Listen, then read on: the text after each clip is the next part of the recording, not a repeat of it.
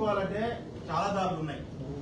Gunmen తెచ్చుకోవాలంటే చాలా దారులు ఉన్నాయి. కోర్టుకు పోవచ్చు, ఎస్పీ గారిని అడగవచ్చు, లేకపోతే కోర్టుకు పోయి పెళ్లి గన్మెన్ తెచ్చుకోవచ్చు.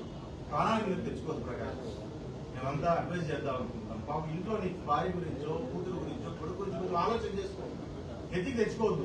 ఎత్తికి తెచ్చుకొని గన్మెన్ల కోసం నేను ప్రాణాల మీద తెచ్చుకున్న ప్రకాశ్ రెడ్డి పేపర్లో పడడం కూడా చాలా గలీజ్గా ఉంటుందనే విషయాన్ని ఒకసారి అదే రకంగా చెప్తాను. జాయింట్ వెంచర్ అంట. జాయింట్ వెంచర్ లో అతను ఏదో చంపడానికి కుట్ర చేశారు. నిన్ను చంపడానికి జాయింట్ వెంచర్ అవసరమా? పాప మా డ్రైవర్ తూగిందంటే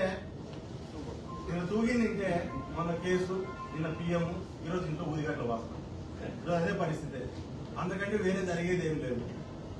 ఏదైతే నీకు ఇది ఉందో దయచేసి దాని మీద ఇది చేసుకో. ఈ రకంగా పిచ్చి పిచ్చి మాటలు మాట్లాడడం మాకు. నువ్వు ఒక ప్రజాప్రతినిధి, 3 సార్లు పోటీ చేశావు, ఒకసారి గెలిచావు. కనీసం ప్రజల్లోకి వెళ్ళినప్పుడు ఏ రకంగా మాట్లాడాలనేది నేర్చుకో. ఎన్నిసార్లు అయినా కనీసం మీ పార్టీకి ఫస్ట్ నుంచి వచ్చింది వెనతో పెట్టిన విద్య అనుకుంటా. ఇట్లా పిచ్చి పిచ్చిగా మాట్లాడడం, ఏది పడితే సంబంధాలు లేకుండా మాట్లాడు. ఈరోజు ఏమన్నా అంటే జాయింట్ వెంచర్ చేశారు, నాదేమన్నా పీక్తారా అంట.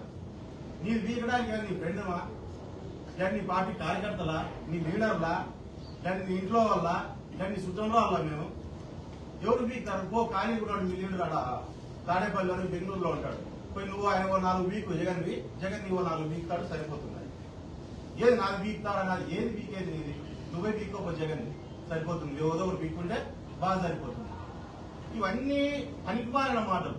ప్రజల ముందుకు వచ్చినప్పుడు ఒక నాయకుడు అనేవాడు నియోజకవర్గంలోని సమస్యలు, జిల్లాలోని సమస్యలు ఇవన్నిటి గురించి మాట్లాడుకోకుండా ఈ రకంగా పిచ్చి పిచ్చి మాటలు మాట్లాడుకుంటూ ఇది చేసుకొని రావడం అనేది కూడా సరైన పద్ధతి కాదు.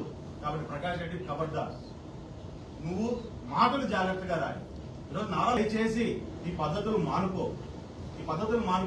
ఈ రకంగా చిల్లర మాటలు మాట్లాడేది మానుకో. ఈ మాట్లాడడం వల్ల నీకు వచ్చే బెనిఫిట్ ఏం లేదు. నువ్వు బయట మాట్లాడుతుంటే జనాలు నిన్ను జోకర్ గా తీసుకుంటున్నారు. నీకు అర్థం కావట్లేదు. నువ్వు జోకర్ గా తీసుకుంటున్నారు. మరీ నీకు క్లియర్ గా చెప్తున్నాం, నీ గన్మెన్లు కానీ అప్లై చేయగానే దయచేసి ఇట్లా పనులు చేయొద్దు. ఈరోజు తెలుగుదేశం తరఫున మేము కూడా చెప్తాన్నాం. పోస్ట్ రిటర్న్ సర్కిల్ లో సాపేసుకొని అనుకున్న ఇంట్లో కుక్కలు కూడా ముగ్గురు బతుక్కోపోను. నిన్నెవడు మాట్లాడించేవాళ్ళు, నిన్నెవడు మాట ఇది చేసేవాళ్ళు.